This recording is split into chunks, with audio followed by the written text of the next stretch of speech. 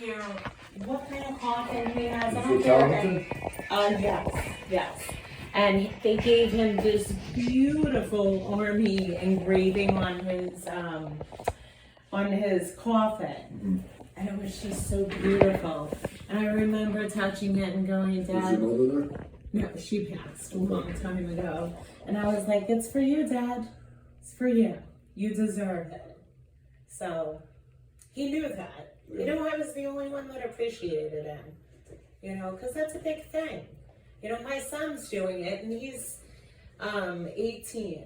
And to make that choice to go in as an officer is a big choice. Yeah. It's not enlisted. It's a commission. Yeah. He's commissioned. Yeah. Quite often a career type of. Absolutely. What's the difference, right? Yeah, he wants to Commissioned be and in for enlisted 15 years. It's a lot of commitments, a lot of Yeah. responsibility. Yeah, and college, you know? Right. But he loves it. He loves it. He was, you know, he grew up as a wrestler.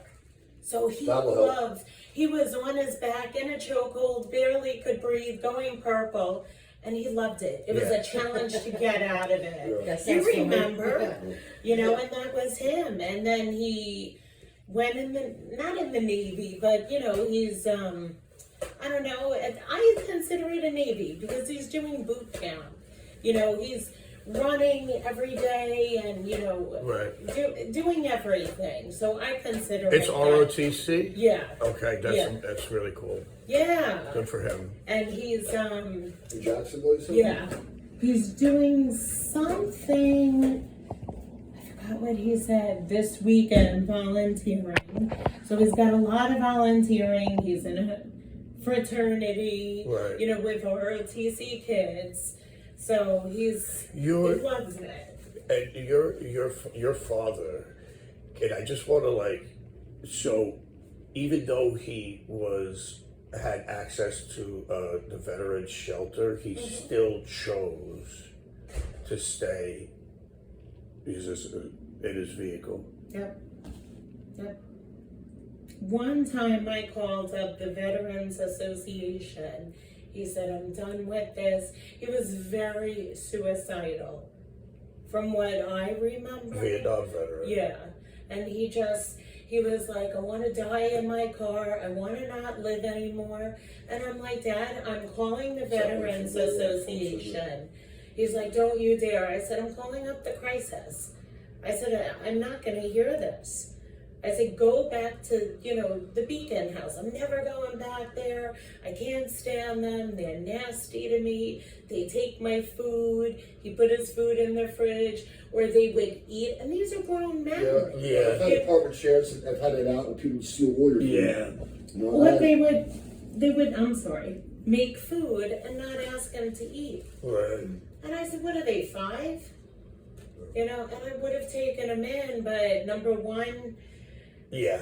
You know, yeah, it's- no. it's tough. And that's I think one of the issues. There's not enough places for veterans to go to, and it's just funny you brought that up because that's what we want to do. that have the minimum level of hospitality. I mean, the Hospitality. hospitality and decency. You know, unfortunately, real quick, I shared a place with somebody. I had my 2 kids, right? But we had to share a kitchen and a bathroom. And I had my own place. I mean, it was like a 2-room, but I had to share a kitchen and a bathroom, and I had small kids. And one time, my kids and I went food shopping, and each one was allowed a 6-pack of soda, right? And, you know, so one got a Sprite, one got a Coca-Cola 6-pack, and the next morning they were all drank.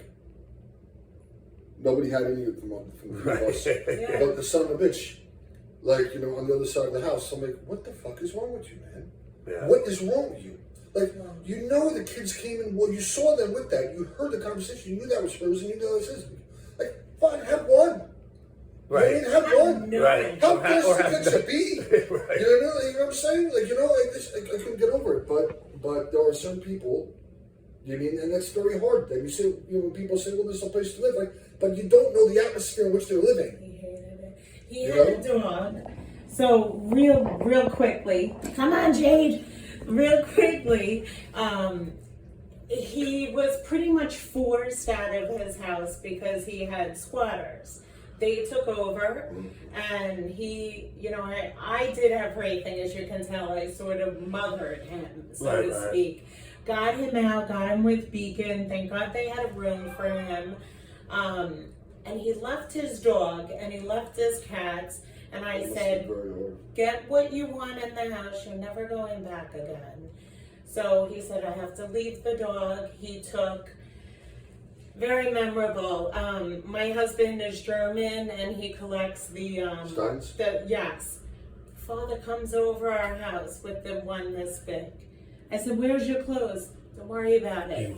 He goes, here, and says to my husband, I wanted to give you this. Oh, I said, go back there now and get yourself clothes. I'm fine. This was in June. And he just left the dog, and he was able to go back. Somebody from the Beacon house went back with him to get the dog.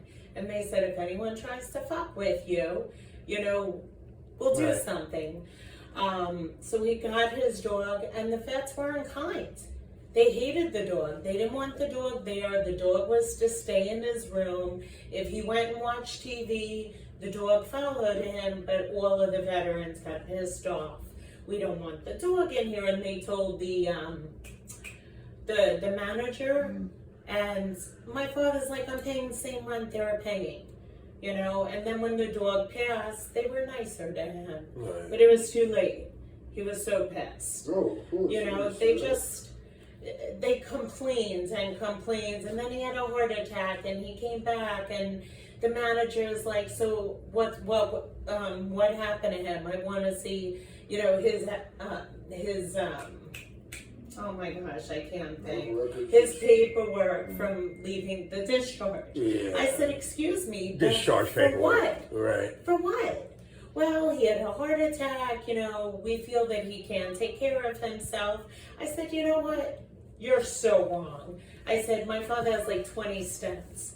He can take care of himself. But they made it like that for him. Yeah. Where went out of the way to make it hard for him. Yeah, he had iced tea in his car, he had waters, he had food and snacks and tissues and everything he needed. Well, I'm sorry for your loss. No, thank you. I'm sorry, yeah. No, it's just weird because when I came in here, I just kept like hearing her, seeing her, I don't know what it is in my head. The sneakers that they gave him brand new in a box. He had that bracelet that you open it and it has the blade in it.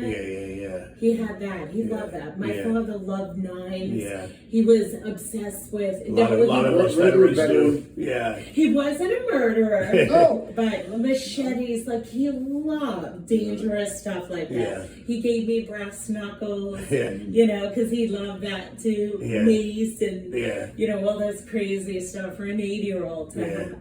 But the Beacon House, it upset me because a lot of people, it seems. It wasn't what it should have been. We tried speaking with the social worker. We called up the VA hospital, and they were just like, well, what else can we do? I'm like, but you guys aren't doing anything. It's very hard to get that message across. It's so true. And that's the problem is that when with the VA at that large level, and then when you get any organization really that gets to that level where that high level of where they're pulling in big money and it becomes unpersonable to the veteran. I wanted to say that a big part of what we do is document everything that we do, and it's been our strongest asset in being able to move forward and open up the eyes of a lot of people. And he has a meeting with the local senator tomorrow. I have a meeting with the senator tomorrow.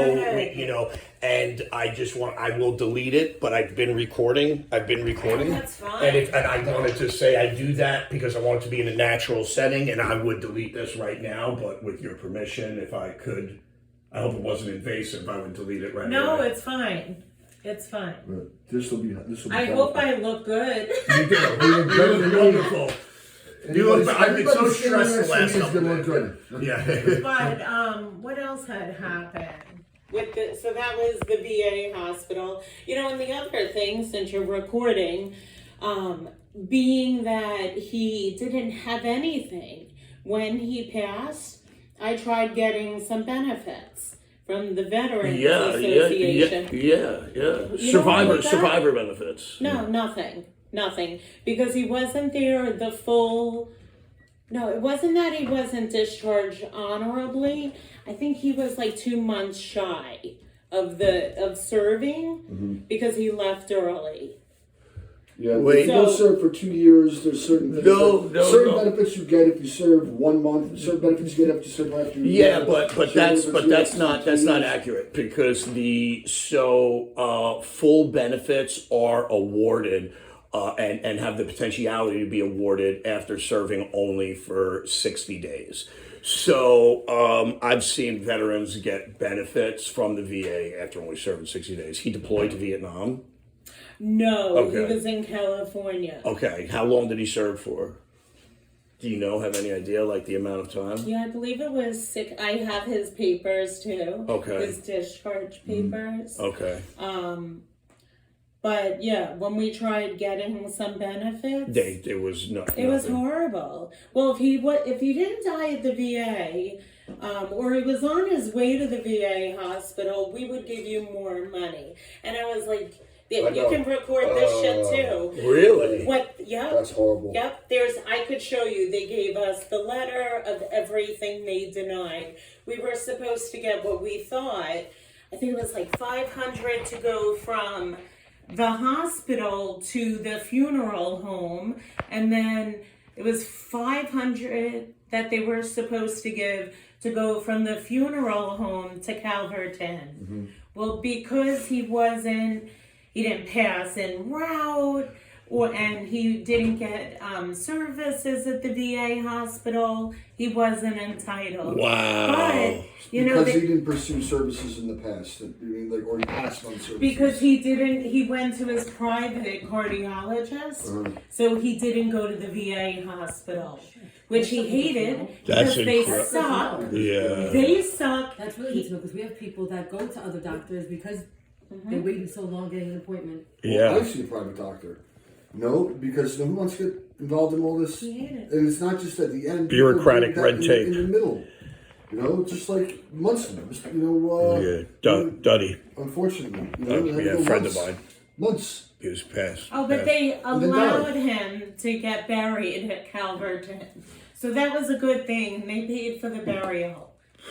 I was like, we were in debt, my sister and I, $15,000 to pay for his funeral. That's wrong. that should not have been a debt that you had to take on, you and your sister. That's absolutely wrong. That's criminal. I mean, Was he drafted?